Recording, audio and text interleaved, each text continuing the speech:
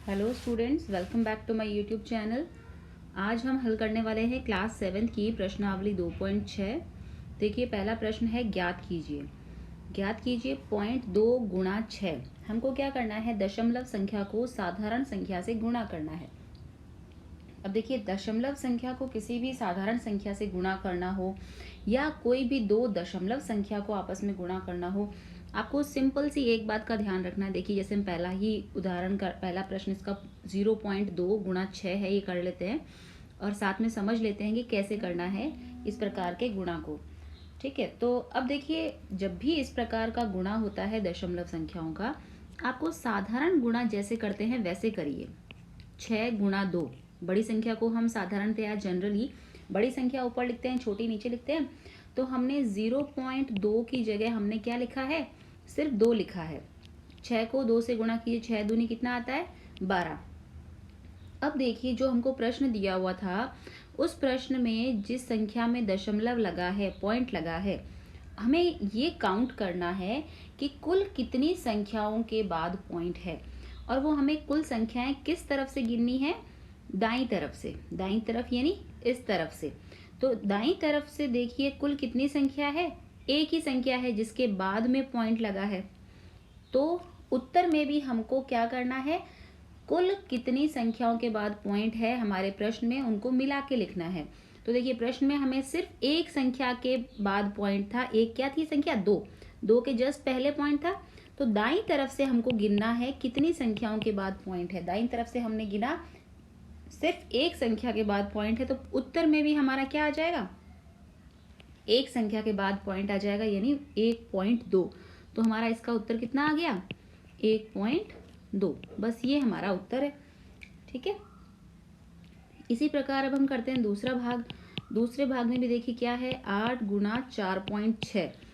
अब हमको क्या करना है, बिल्कुल उसी तरह से जैसे हम साधारण गुणा करते हैं 4.6, हमें क्या करना है, एक बार आप पॉइंट मत लगाइए, सीधा 46 लिख दीजिए और गुणा 8 कर दीजिए।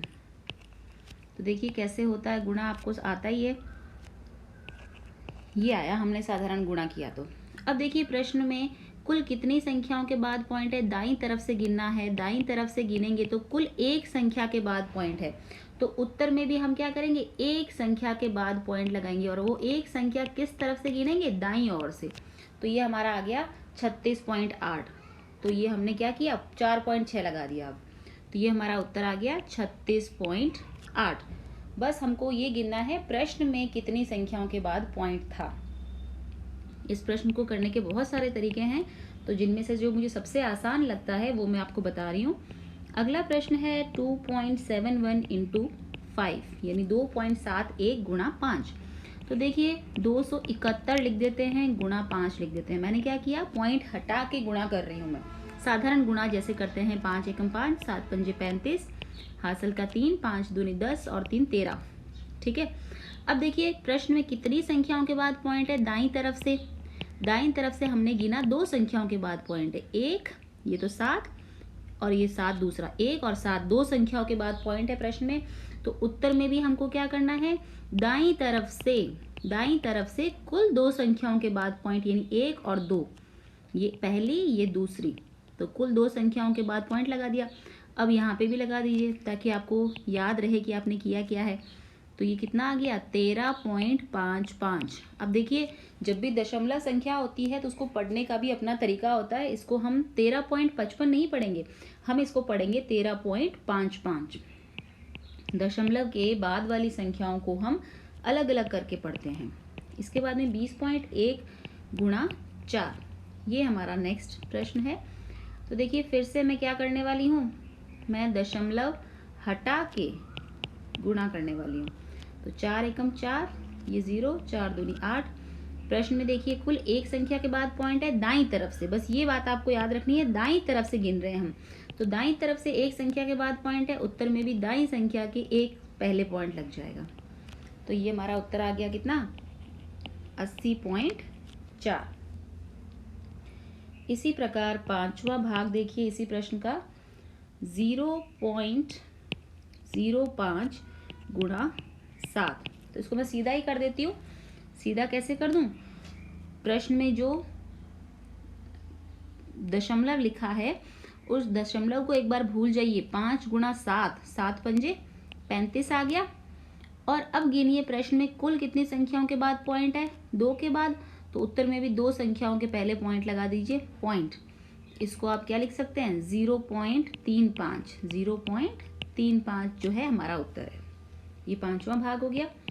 छठा भाग देखिए, 211.02 गुणा 4।